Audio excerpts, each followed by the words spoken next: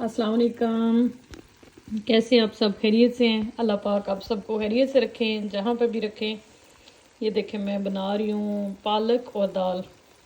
آج مجھے سمجھ نہیں تھی آ رہی کہ پکاؤں کیا. روز جو پکانے کی ٹینشن ہے نا بہت زیادہ ہے کہ پکائیں کیا. تو پھر میری ایک دوست کا فون آیا ہوا تھا تو ان سے میں نے پوچھا آپ نے کیا بنایا، تو وہ کہتی ہیں کہ دال بنائی ہے. تو میں نے سوچا چلو میں بھی دال بناتی ہوں. پھر یہ میں نے پالک گھر میں تھوڑی سی لگائی ہوئی ہے تو وہ میں توڑ توڑ کے رکھتی رہتی ہوں. پھر یہ میں نے سوچا چلے اس میں پالک ڈال کے تو دال بنا لیتی ہوں.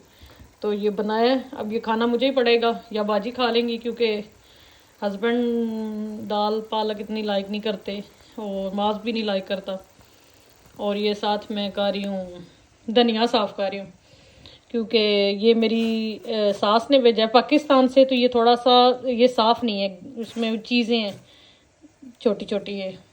تو میری یہ ایک نظر بھی ویک ہے، صاف ہوتا کوئی نہیں ہے. لیکن میں پھینکنا بھی نہیں اس کو چاہ رہی تھی کیونکہ یہ دیسی ہے اور میں ٹرائی کرتی ہوں کہ چیزیں ضائع نہ کروں، استعمال کروں. کیونکہ پتہ نہیں ہوتا رزق کا کہ آپ اس کو ضائع کر دیں تو ہو سکتا ہے وہ ناراض ہی ہو جائے، واپس نہ آئے. تو اس لیے کوشش کرتی ہوں کہ چیزیں ضائع نہ ہوں، کسی نہ کسی طریقے سے یوز کر لو. تو میں کوشش کر رہی ہوں کہ اس کو صاف کر کے دھوپ میں رکھوں. آج دھوپ اچھی باہر نکلی ہوئی ہے تاکہ پھر اس کو پیس کے تو یوز کر سکوں.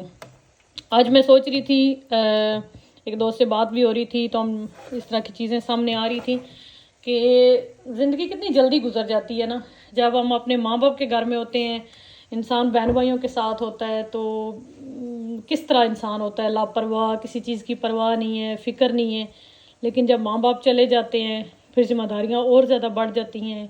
پھر آپ دوسروں کے لیے جینا شروع کر دیتے ہیں، اپنی ایک قسم کی لائف ختم ہو جاتی ہے. اسپیشلی بیٹیاں جب دوسرے گھروں میں چلی جاتی ہیں تو پھر وہ دوسروں کی پرواہ، ہسبینڈ کی پرواہ، بچوں کی پرواہ، اپنی ایک قسم کی لائف ختم ہو جاتی ہے. یہی ایسے ہی بس زندگی کا سلسلہ چل رہا ہے.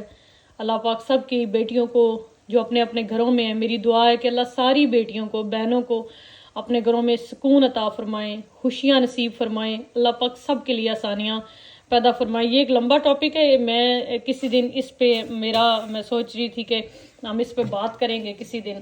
تو میں ابھی کیونکہ مجھے اتنا ٹائم نہیں ملتا کہ میں لائیو آپ سے بات سب سے کر سکوں. کیونکہ یہ جو ہے نا بیٹیاں جو دوسرے گھروں میں ہوتی ہیں، کافی ساری میری اسپیشلی اس کنٹری میں جاننے والی بہنیں، بیٹیاں بہت پریشان ہوتی ہیں، بہت مشکل سے وہاں پہ جو ان کی وہ زندگی گزرتی ہے. تو میں کسی دن سوچتی ہوں کہ اس پہ نا ہمیں گفتگو کرنی چاہیے، ڈسکس کرنا چاہیے کہ ہم کس طرح ایک دوسرے کی زندگی میں آسانیاں کر سکتے ہیں.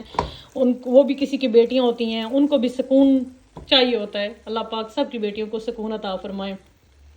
بس کوشش کرنی چاہیے کہ ہماری وجہ سے کسی کی بھی زندگی میں دکھ نہ آئے، کسی کی زندگی میں تکلیف نہ آئے.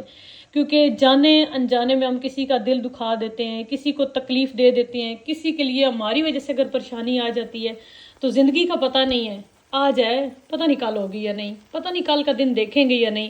لیکن کوشش کرنی چاہیے کہ ہماری وجہ سے کوئی پریشان نہ ہو، ہماری وجہ سے کسی کو تکلیف نہ ہو. اللہ پاک سب کے لیے آسانیاں پیدا فرمائیں.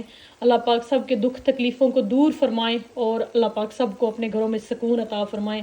ہمیشہ کوشش کیا کریں ہماری وجہ سے کسی کو تکلیف نہ ہو، ہماری وجہ سے کوئی دکھ میں، مصیبت میں نہ آ جائے. کیونکہ ہو سکتا ہے ہمیں نہ پتہ ہو لیکن جانے انجانے میں ہم نے کسی کی زندگی میں تکلیف پیدا کر دی ہے تو کوئی نہیں پتہ ہوتا کہ وہ کہاں تک پہنچ جائے. اللہ پاک ہم سب کو نیکی کی توفیق عطا فرمائیں.